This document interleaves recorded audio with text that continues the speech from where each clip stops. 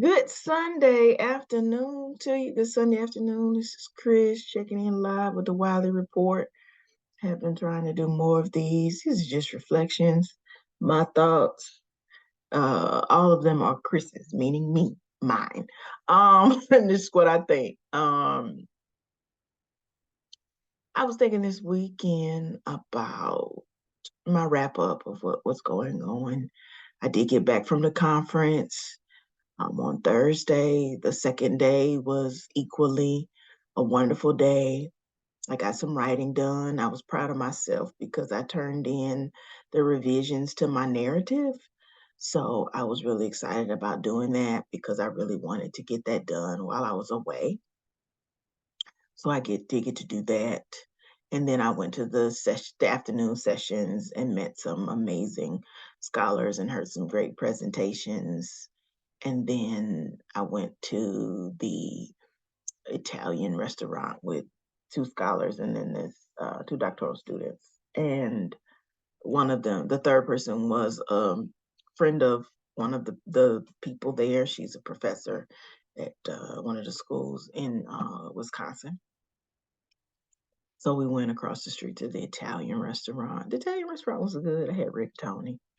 It was okay. And I probably should have asked how much was their cocktails, because they give you out this this book, looks like this, but it's a hardback book, and it lists wines, and it lists cocktails and liquors, and I hope I'm saying that right. And so I got Martell, which is, I think, a Kanye.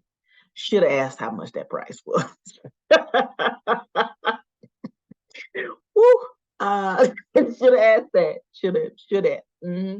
Because I was expecting 10, 12. That's not what it was. It was double that. I was like, for that one drink. Okay. So yeah. Lesson I learned. Ask. But the food was good. It was good. We were just sitting there having conversations, and it wasn't just us that was at that restaurant. They had a lot of people from the conference at other tables sitting outside because it wasn't cool yet, which is why global warming, is someone just said, is trash, because in many ways it's supposed to be fall or sweater weather, and it isn't yet, because it's just not. Because here they were saying in Illinois that yesterday was going to be, well, the temperature dropped on Friday, and yesterday was cooler. Maybe it felt that way outside, and I'm not out there, so maybe it is. But I guess I was just expecting it to feel cool, and it doesn't yet.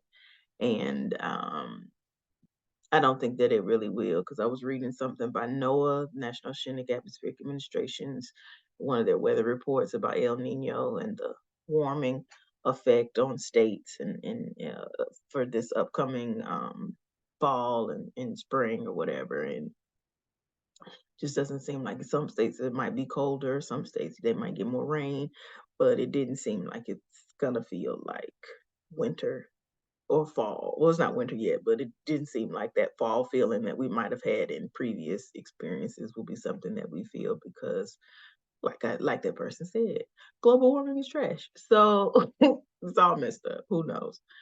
Um, so but anyway, the conference was interesting. It was a great first time experience to meet other information science faculty from different schools, of the doctoral students and other librarians. And I met people who were both a librarian and working in a doctoral program as well, like going to school. So it was helpful because it made me feel less like a unicorn. What else would I say? Going to dinner with other people. I just have to say, going to dinner is my love language, or one of them. I enjoy it, going to dinner, having coffee with people, just to talk and just listen more than talk, to learn about people, because I feel like when they're in, you know, I'm sitting down having, my favorite beverage, and they're eating snacks, you get more of the real who they are. And I always find that interesting to just know who that are, not because I'm secretly hoping that there's, anything negative. It's just, oh, cool. It's a chance to, opportunity to get to know them. And so it just is interesting, for lack of a better word, when you think about showing up in embodiment of space and how you're, sitting at the table with people and then what they talk about. And I thought it was interesting that the professor, we're having random conversation about just whatever. And she asked, did we see anybody that was good to look at the conference? And I'm thinking, um, the other two, I would say they're heterosexual. Um, and I'm not. So I'm like, and anyway, I'm not ever going to conferences, and I'm also married. So it's like, and even before being married, I wasn't ever going to the conference trying to see who you can see at the conference. I just wasn't. I mean, and think about it, in librarianship, that's white women. They do resent of white women and a sprinkle of black people, and so, and I don't know heterosexual life. I've never been it, so I don't know what it is to try to be looking for a man or hope. Now, I don't mean that, and I don't, when I'm saying this, I promise you, I'm not trying to come from a space of negativity. I have no idea what that's like to look for, to be saying, well, is there somebody good to look at? And I'm thinking, it's interesting when you think about words, because I'm like, that's cool. That's what you want to know, was there anybody there to look at? And I think the other two people, they said no, not really. And then one person said, well, there was this one guy, but he wasn't her type. I don't know. I think I saw two black guys. And I only remember them because they came to the Thai restaurant, and the one guy that particular person was talking about came to our table and introduced himself to her. So I knew, and she said that. She was like, yeah, and he came to our table the other night when we were at that dinner. And I was like, in my mind, I'm like, I remember him. I remember that brother. And I think I saw one other black guy that was walking around. But other than that, it was largely populated by white women, black women, Latino women. I do not know, as far as like how many people were queer, trans, non-binary. I do not know how many others there were, and white men. That was the popular. It was a lot more black people that I saw in a space that I normally see in, let's just say, librarian conferences. So that was good to know. But it's always interesting to have those conversations, because in my mind I was thinking, I saw those other two dudes, but they look like a man. I That's all I can really tell you. So I'm like, I don't have a comment, for that. And I think she's from Jamaica originally, but she's been living here in the United States for some time, and she's working here, and that's her experience. I think she's learning to drive. She said she's the last one in her group, that a group of friends that has yet to get their driver's license, but she's hoping to get it soon, because she's never really driven or lived in snow. Which is interesting to listen to too, because it's like, I don't drive in the snow, but the other two people that I were with, uh, one of them, she's from Detroit, so she was like, yeah, that's pretty much her dad, taught her about driving in the snow. And the other person, she's from California, but she was like, she also used to live up north, so live in colder climates. So she's lived in, I want to say, the Chicago area for some time, or someplace else. She said they got real winter, so that's where she learned how to drive in the elements. So it's just interesting to hear people make comments and go, okay, cool. I can't really, can I say interesting, for lack of a better word, because I'm like, I can't contribute anything to this conversation. Um, because I'm like, I don't really know you, and I don't, yeah. So that was fun. And then like I said, I turned in my narrative, and um, came home. Travel was cool. Coming home with ease. I was so glad to get home, and it's 6:30. I do think I made a bad decision in thinking that it would be cool to go to work the next day. That was dumb, because I really struggled on Friday to actually do work. I didn't feel like it. I just didn't. After spending all that time working on a narrative and staying up and stuff, I just feel spent emotionally. So,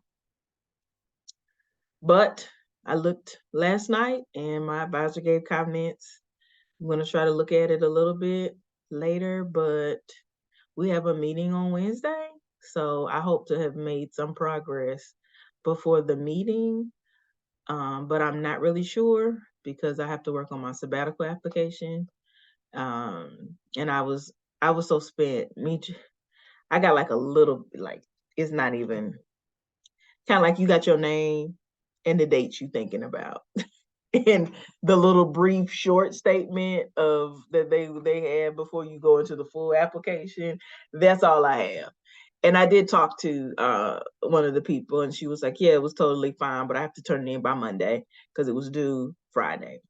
And the process seems to be they look over it and then they meet with you like sometime later this month because you're not doing it for right now. You're doing it for next because I'm looking at doing it for next fall through May. Um, so and I have been thinking about what exactly I want to work on, but I can't actually say I'm gonna be doing my dissertation because that doesn't have anything to do with my job. So it's not saying that, but you are saying that's one of the projects you might work on. But I'm not calling it a dissertation, and I'm not trying to say this to be disingenuous because it's not. It's just like that's not the only thing that I'm gonna work on, you know. So that's just the experience. You're writing about what research or what would you be doing during the 9 months that you're not at work? What are you going to be focusing on? So, and then what do you intend to produce during that time?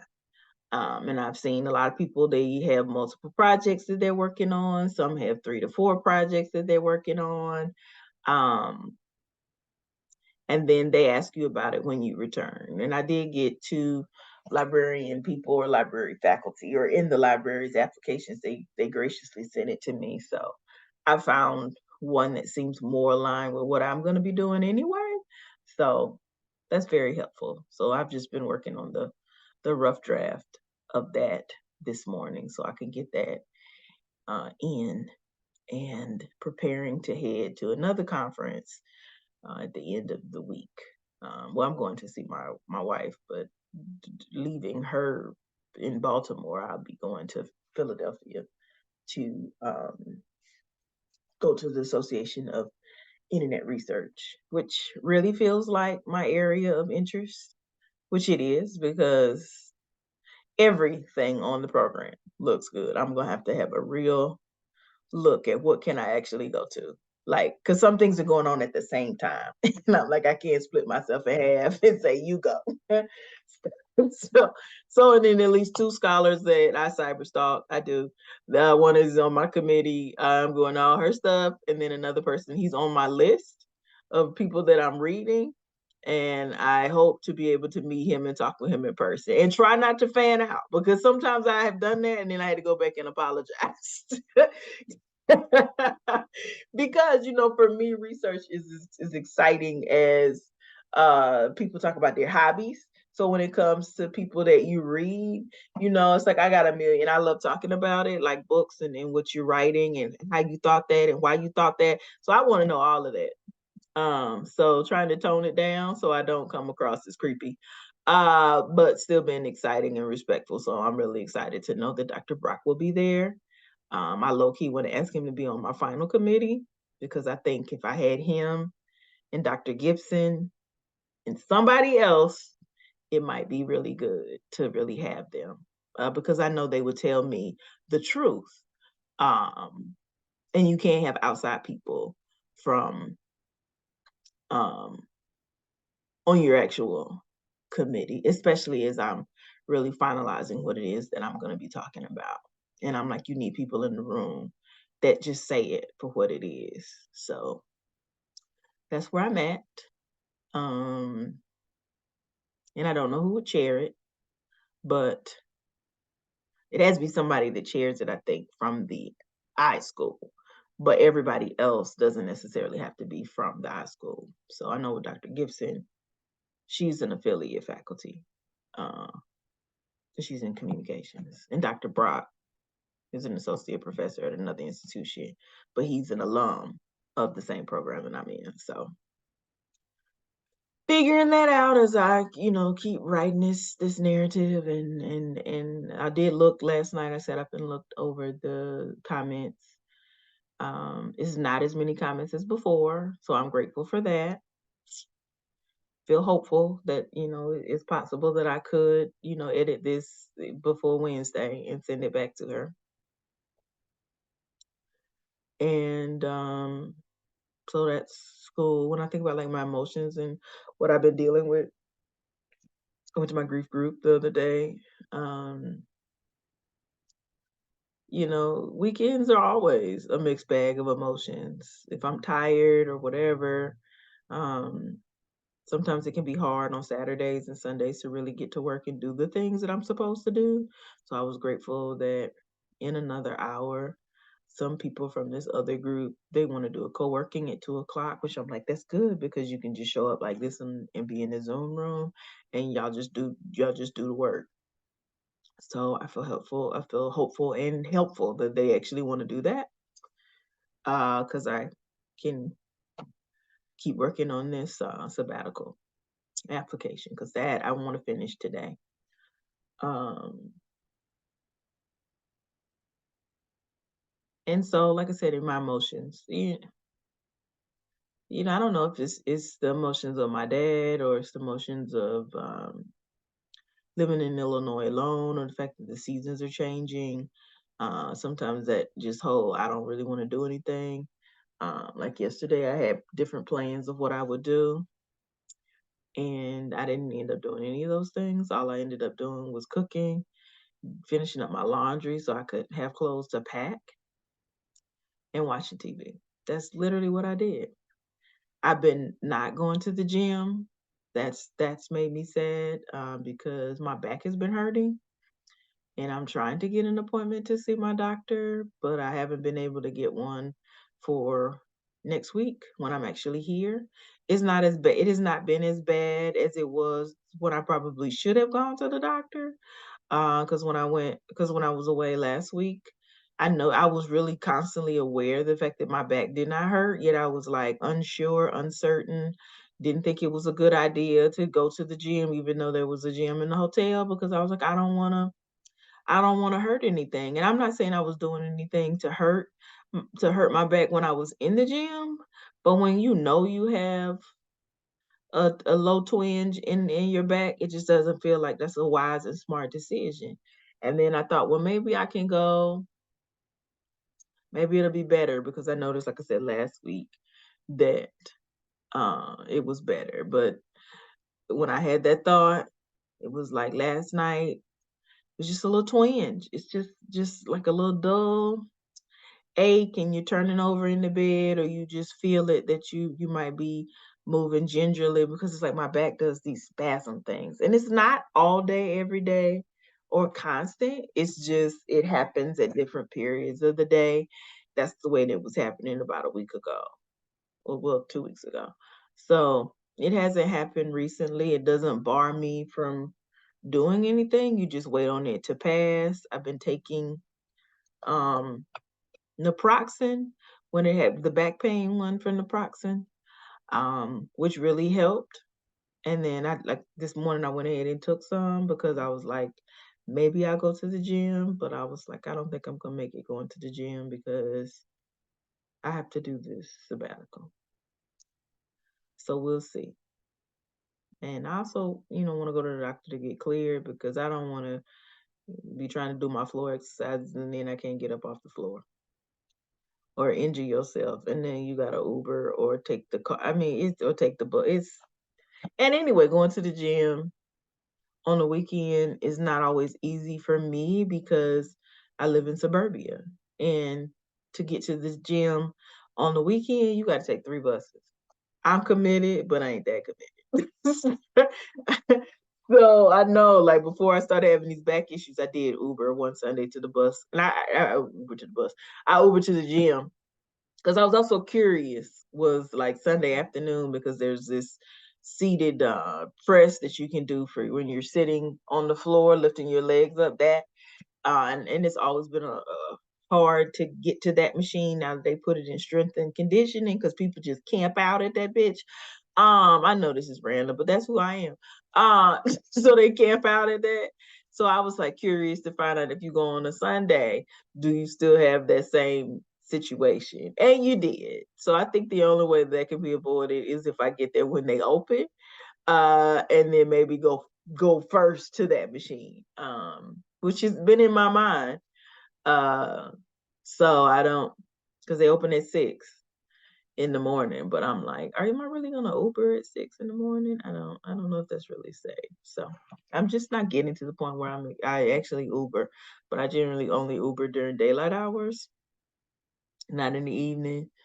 And for my travels to the terminal and home, I use my standard cab guy. So living in life, that's where we are. So just embracing, what is and the way life is. I made some good chili. It turned out really good. I was proud of myself for that. I made some cornbread. I knew it was a good compliment when my mom said, that chili and that cornbread look like mine. I'm like, okay, cool, that's good. So maybe I'll eat that later. But what I really want is some fried chicken. And I don't really think that I want fried chicken. It's just whenever I have a lot to do, or I'm stressed, or procrastinating and uncertain, I'm hungry. And I don't even think that I'm really hungry. It's just I try to eat to numb the array of emotions that I feel about whatever is before me. And I was just really realizing that, this morning when I had got up this morning and I cooked breakfast. I made some scrambled eggs with some cheese and two of those low carb tortillas and bacon, and I ate it and drank a nice cup of coffee. Made my favorite coffee from Trader Joe's. I think it's called Wake Up Morning Blend or something like that. And after I finished eating it, I thought I want a donut. Now, do I need a donut? No. so, but I was thinking about it. And then, it's also battling things like when I was back in Georgia the second time, my mom said I was huge. And I know my mom has problematic compliments. That wasn't even a compliment. She has problematic comments all the time. And when I think about me and my life and weight, I think since my sophomore year in high school, I have battled. I don't even say struggled. Me and weight have been a thing, up and down in the scale, and it didn't matter what I did. Um, it was always something because my metabolism changed. So most of my life from childhood to just my sophomore year in high school, I could eat whatever I wanted. I never gained any weight. I was always, thin. And then my sophomore year in high school, it changed. And then I was, started going up and down with my weight. And, the doctor was like, oh, you should be at 120 pounds. And I was like, what? And I want to say when I graduated college, and when the doctor said that I should be at 120, I think I was like maybe at 140 pounds at that time. When I finished college, I was at 190 pounds. Um, and I've definitely been more than that. So, in adulthood or in these 40s, 190 is a long way from where I weigh, would like to weigh to what I would like to weigh. Um, when I think about it now, I'm like maybe 200 pounds, and I think about 250 would be good. There have been times when I've gotten close to 250. I think the closest I've gotten is 275 pounds, and that was graduate school the first time. But I was also working out 4 times a day, not times a day, 4 times a week, and really clean eating was what I was on then, and no fried food. I think my only guilty pleasure was a sausage burrito that I might have on on Saturday before I went to the gym to work to work out. Um, and like I said, I had got down to 275, and after that, I wasn't really that anymore. When I left the program and finished. When I left, I mean I finished the program and I started working. And then it fluctuated for a wide array of things. And I want to say that probably during the holidays of this year, December 2023, I might have been close to 275 again, or at least at 280, 283. But I ate my feelings in January. I just did. And so even though I was going to the gym, you know, so that's where I'm at. So I bring all that up to say that sometimes that's what I hear or that's what I see when I look in the mirror and I put on my clothes, or I'm battling the fact that I wear a binder because I'd eventually like to have top surgery. And I just, even though I'm wearing the binder and it's not sweater weather yet, it just feels like my chest is huge. I don't know if my chest is huge. It just feel huge is the comment that it stands out in my mind. So I have to stand in the mirror and tell myself to shut up, or not shut up, but tell myself that that thought is not real. That's my mother's projections. That's her thoughts. That's not necessarily true. And what is it that Chris believes about Chris? And then I, tell myself a wide array of mantras about myself.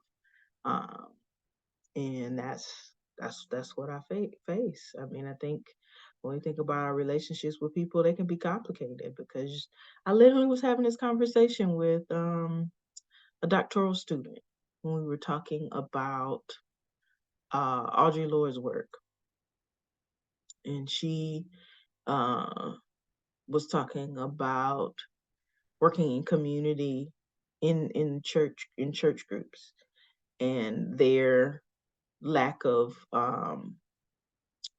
support sometimes when it comes to different programs that you have that are community programs, because their rhetoric and what it is that they believe can often come in conflict with other people's thoughts and other people's ideas and other people's lived experiences. And she was just talking about how, when you think about Audre Lorde's work, think about, women that are writing about a life, an existence in which they're in it, or in some cases an experience, and people have, conflict about their life, or people don't agree, or in some cases, depending on who the writer is, you're talking about people that are writing about a life that they will not live to see.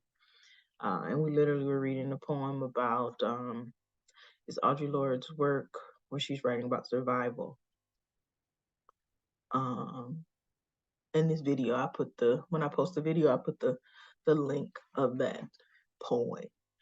um but we were talking about that, just thinking about that in terms of when I think about my mother and some of our conversations that we've had since my father has passed. It brought up a lot of pain, a lot of trauma, in the sense of she's not over experiences that were 20 plus years ago, like when I left my parents' house. Um, she'll say that it's over for her, but you can tell that it still bothers her. And my response is, I'm sorry that it hurt your feelings, but I felt that leaving was the best thing that I needed to do for me. And that's not something that she can understand. Or I won't say that she can understand it. I can say she's unwilling to understand it, because I often feel like with my mother, she would have been good with me living, in that side bedroom for the rest of my life. She'd been good with that. That's not the life I want. But so you're dealing with people and their beliefs and their ideas, and how do you handle that when that's not um when it doesn't bode well, go with where you are in your life, but they're still your mother, it's like I love her, I care about her, I want her to be well. I just know that sometimes I can't stay in the same space with her for long periods of time. It's just the truth. It's true. Because growing up, I had security, but adulthood I felt like I needed a different set of parents, respectfully. And I do love my father, but that doesn't mean that our relationship was not complicated. And so when I think about relational experiences, it's often multifaceted, it's often complex, because you can love people for certain periods or certain things that they did or certain ways that they were there for you, and not like the other ways that they weren't there for you or that they were incapable of being present for you. And it's not as easy, or, and I'm not saying it is easy to write people off or to disconnect from a relationship. It's just in the case of my mother, it was always, well, how will I see my brother? Because my brother is the best person. His love is always unconditional. He's happy to see you. He hugs you. He sits with you. That's the way he's always been. And he's special needs, so it's not like he has the ability to get on a plane and come see me anytime. So it's like, well, you know, what do you do? So because he's, she's his son, and that's his mother too. So that's the experience. But that's all I got for today. I'm just sharing rambling things that are going on in this